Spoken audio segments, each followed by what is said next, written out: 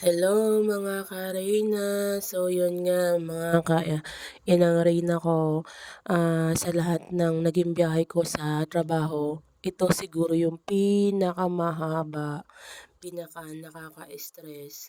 So ayun, nasiraan lang naman kami, nasira yung alternator at bumagsak yung battery.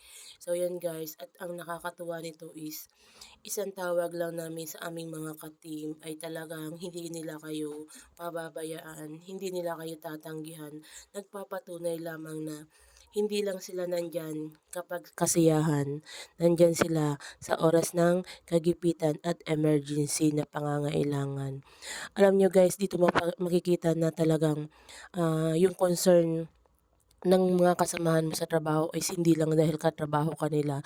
Dahil dito nakikita mo talaga yung concern nila dahil mahal ka nila bilang katrabaho nila. Concern sila sa inyo kasi hindi lang katrabaho ang turing nila sa inyo kundi tunay na kapatid, tunay na mga kadugo na talaga. So, salute talaga ako sa mga katrabaho ko. Ayan, tingnan nyo naman, naghanap sila ng battery. Yes, naghanap sila ng battery, bagong battery. Kaya ang nakakatuwa niyan, hindi lang kami ang umuwi ng gabi, pati sila is umuwi din ng gabi dahil nasa likod namin sila, hindi nila kami iniwan hanggang sa makauwi kami ng ligtas sa aming mga tahanan.